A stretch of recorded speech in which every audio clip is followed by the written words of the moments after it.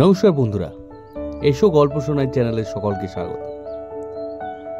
Irregular গল্পের জন্যই প্রথমে আমি সবার কাছে ক্ষমা প্রার্থী। অনেক দিন ধরে অনেক কষ্টে গল্প দেওয়ার পরও সাবস্ক্রাইবারের সংখ্যা যখন বাড়ছে না, তখন মনে তো ডিমোটিভেশন আসেই। আর এই ডিমোটিভেশনের কারণে গল্প নিয়ে আসতে দিন দেরি হলো আমার। কিন্তু নতুন সাবস্ক্রাইবার না হলে কি হবে? আমার পুরনো যেসব সাবস্ক্রাইবার আছেন তাদের তো গল্প শোনানো চাই, তাই শো মাস্ট গো অন। আজ আপনাদের কাছে যে নতুন গল্প নিয়ে এসেছি সেটা সত্যজিৎ রায়ের লেখা নিধিরামের ইচ্ছা পূরণ। তো শুরু করছি আজকের গল্প নিধিরামের ইচ্ছা পূরণ। কোনো মানুষই তার নিজের অবস্থা সম্পর্কে 16 আনা সন্তুষ্ট বোধ করে না। কোনো না কোনো ব্যাপারে একটা খুঁতখুঁতমি ভাব প্রায় সকলের মধ্যে থাকে। রাম ভাবে তার শরীরে আরও মাংস হলো না কেন, হাড়গুলো বড্ড বেশি বেরিয়ে থাকে। শ্যাম ভাবে আমার কেন গলার সুর নেই।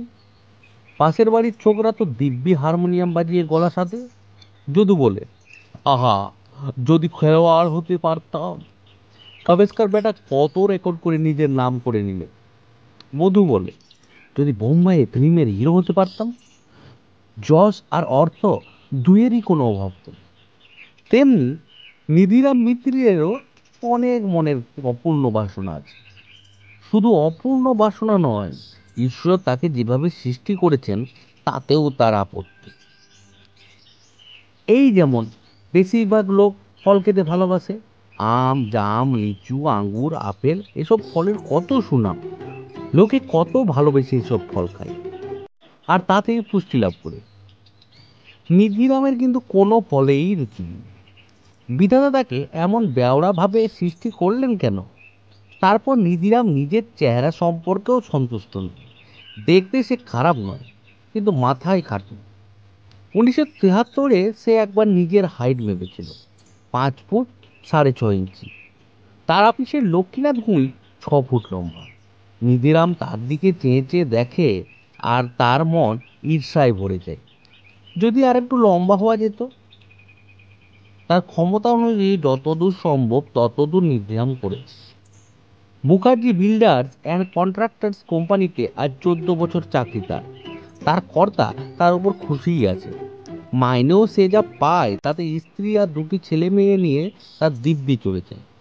কিন্তু আসল কথা হচ্ছে কি, চাকরি ব্যাপারটা নিধিরামের পছন্দ নয়। তো লোক আছে যারা স্রেফ লেখে পয়সা করে, গল্প, কবিতা, উপন্যাস, নাটক। তাতে তাদের খাটতে হয় ঠিকই, কিন্তু চাকুরেদের মতো 10টা 5টা ডেস্কের ওপর ঘাড় গুঁজে বসে থাকতে হয় না। আর শিল্পী, সাহিত্যিক গাইয়ে বাজিয়ে হলে বাজারে যে নাম হয়, অফিসে চাকরি করে তা হয়নি। পাবলিককে খুশি করে যে আনন্দ পাওয়া যায়, সে আনন্দ নিধিরাম কোনোদিন পাবে না। এটা তার একটা বড় আফসোসের কাজ। তার এক বন্ধু আছে, মনতোষ বাগচি। সে তাকে পাইক পড়ায়। অভিনয়ে সে রীতিমতো দক্ষ। সে পেশাদারি থিয়েটারে যোগ দিয়ে খুব নাম করেছে। হিরোর পার্টি করে সে বেশিরভাগ। নিধিরাম মনতোষকে অনেকবার বলেছে, ভাই আমাকে অ্যাক্টিংয়ে একটু তামিল দিয়ে দে না, আমার বড় শখ। ক্লাবেও 2-1টা পাঠ করতে পারি, তাহলেও তো 5 জনে আমাকে চেনে। মনতোষ বলেছে, সকলের মধ্যে সব গুণ থাকে না। অ্যাক্টিং যে করবি তার গলা কোথায় তোর? লোকে পেছনের সারি থেকে তোর কথা শুনতে না পেয়ে এমন আওয়াজ দেবে যে অভিনয়ের 12টা বেজে যাবে। এবার পুজোর ছুটিতে পুরীতে গিয়ে নিধিরাম এক সাধু বাবার সাক্ষাৎ পেল। ভদ্রলোক সমুদ্র তটে দাঁড়িয়ে আছেন, তাকে ঘিরে জনাভিষেক মেয়ে পুরুষ ভক্তের দল। সাধু সন্ন্যাসী দেখা পেলে নিধিরাম কৌতূহল চেপে রাখতে পারল না। বিশেষ করে এর মতো তেজিয়ান চেহারার সাধু হলে তো কথাই নেই।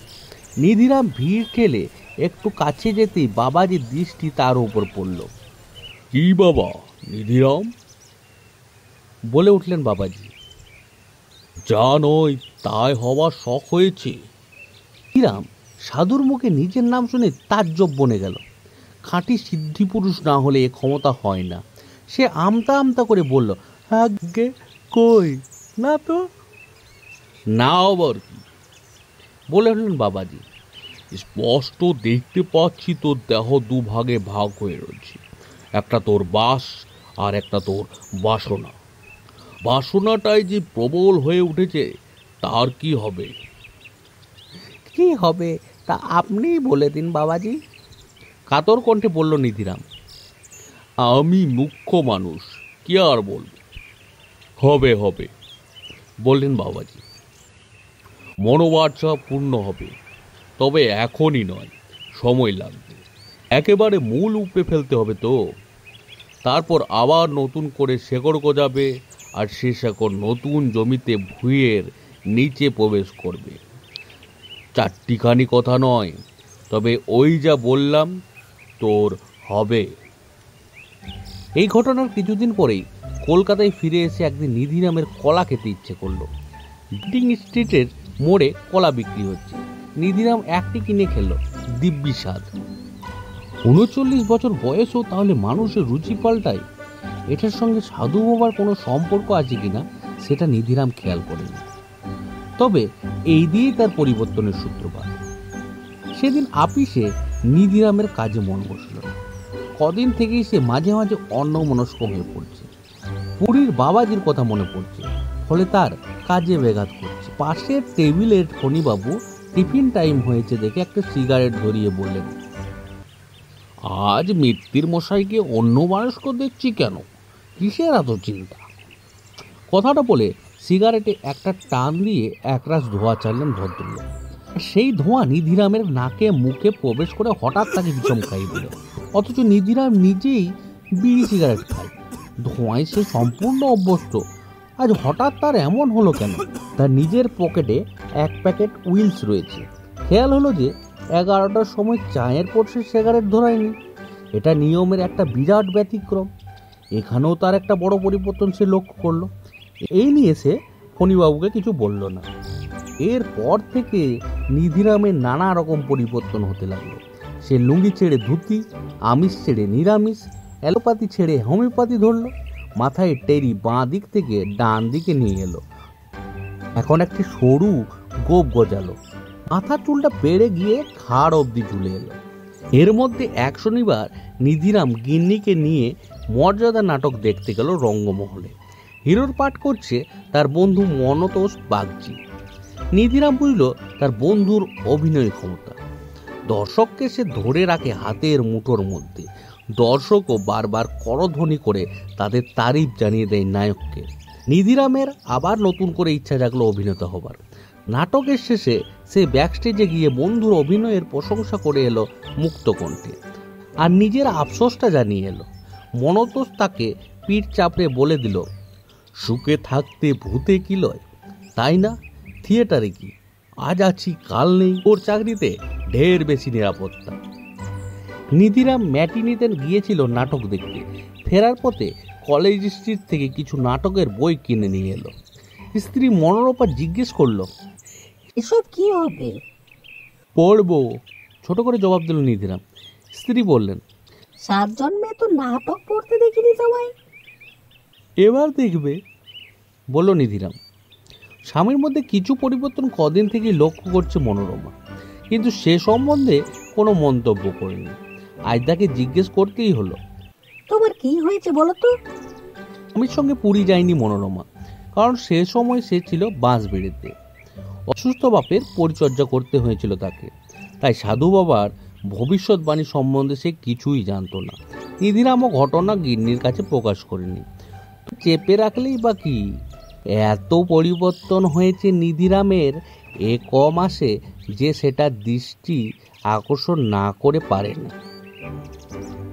তাও বলা দরকার যে স্বামীর রূপান্তরে মনোরমা খুশি আছে, কারণ পরিবর্তনগুলো সবই ভালোর দিকে। বড়দিনের ছুটিতে নিধিরাম নাটকের বইগুলি পড়ল। একটাতে হিরোর পাটের বেশ খানিকটা মুখস্থ করে সেই স্ত্রীকে অভিনয় করে দেখালো। মনোরমার চোখ কপালে উঠে গেল। স্বামীর যে এমন একটা ক্ষমতা লুকিয়ে আছে সে সেটা কল্পনাও করতে পারেনি। ৩৯ বছর বয়সে মানুষের দৈর্ঘ্য বাড়ে না, বছর 25 থেকেই পাড়া বন্ধ হয়ে যায়। কিন্তু শার্ট পাঞ্জাবির হাতগুলো খাটো মনে হচ্ছে দেখে নিধিরামের নতুন করে হাইট মেপে দেখলো আর হলো 5 ফুট 9 ইঞ্চি। এই তাজ্জব ঘটনাও নিধিরাম কারো কাছে প্রকাশ করলো না, তবে গিন্নিকে বলতেই হলো। আর নতুন মাপের কিছু জামা তৈরি করতে খরচও হয়ে গেল বেশ কিছু। ঘটনাটা এতই অস্বাভাবিক আর নিধিরামের পক্ষে এতই আনন্দের যে খরচাটা সে গ্রাহ্যই করলো না। তার শুধু যে হাইট বেড়েছে তা নয়, গায়ের রঙও বেশ কিছুটা পরিষ্কার হয়েছে, তার শরীরে বলও হয়েছে আগের চেয়ে অনেক বেশি। একদিন নিধিরাম অফিস থেকে ফিরে শোবার ঘরের আলমারির বড় আয়নাটার সামনে দাঁড়িয়ে বেশ কিছুক্ষণ নিজের চেহারার দিকে দেখে মনে মনে একটা ব্যাপার স্থির করে ফেলল। শ্যামবাজারের থিয়েটার পাড়াতে একবার যাওয়া দরকার।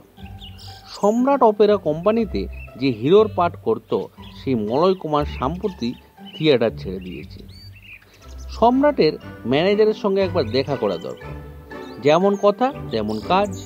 ম্যানেজার প্রিয়নাথ সাহার সঙ্গে সোজা দেখা হলো নিধিরামের। অভিজ্ঞতা কি জিজ্ঞেস করলেন ম্যানেজার মশাই।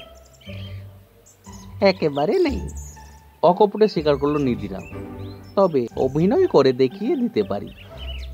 আপনাদের প্রতিধ্বনি নাটকে মলয় কুমার যে পাঠটা করেছিল সেটা আমার মুখস্থ আছে। বটে। প্রিয়নাথ বাবু এবার অখিল বাবু বলে একটা হাঁক দিলেন। একটি টাক মাথা পোড়ো ভদ্রলোক পর্দা ফাঁক করে ঘরে ঢুকলেন। আমায় ডাকছেন? হ্যাঁ বললেন প্রিয়নাথ বাবু। একে একবার বাজিয়ে দেখুন তো। উনি বলছেন মলয়ের পাটটা নাকি ওর মুখস্থ। দেখুন তো একে দিয়ে কাজ চলে কিনা। বেশিক্ষণ পরীক্ষা করতে হলো না। মিনিট 15-এর মধ্যেই নিধিরাম বুঝিয়ে দিল যে সে মলয় কুমারের চেয়ে কম তো নয়, বরং অনেক ব্যাপারে তার চেয়ে বেশি দক্ষ। 1 জানুয়ারি নিধিরাম চাকরিতে ইস্তফা দিয়ে সম্রাট অপেরায় যোগ দিল। মাইনে শুরুতে 2500, তবে কাজ ভালো হলে আর লোকে তাকে পছন্দ করলে আরও বাড়বে। মুখার্জি কোম্পানির চাকরি যে নিধিরাম কোনোদিন ছাড়বে এটা কেউ কোনোদিন ভাবতে পারেনি। নিধিরাম দার্শনিকের ভাব করে তার সহকর্মীদের বলল, মানুষের জীবনে পরিবর্তন আসবেই, চিরকাল জীবনটা যে একই পথে চলবে এটা ভাবাই ভুল। তবে নাটকে যোগ দিয়ে পুরনো অফিসের সঙ্গে সম্পর্কটা চট করে ছাড়তে পারল না নিধিরাম। এক সোমবার টিফিন টাইমে সেখানে গিয়ে শুনল তার জায়গায় নতুন লোক এসেছে। খবরটা দিলেন ফণিবাবু। বললেন, যিনি এসেছেন তিনি আবার আপনার ঠিক উল্টো। ইনি আগে থিয়েটার করতেন। নিধিরামের কৌতূহল হলো। এই নাম বলুন তো। মনতোষ বাগচি। বললেন, পুরীর এক সাধুর সঙ্গে দেখা হয়েছিল। তিনি নাকি বলেছিলেন তার জীবনে অনেক চেঞ্জ আসবে। ভদ্রলোকের থিয়েটারে বিতৃষ্ণাও ধরে গেছে। বললেন চাকরি পেয়ে তার অনেক বেশি নিশ্চিন্ত লাগছে।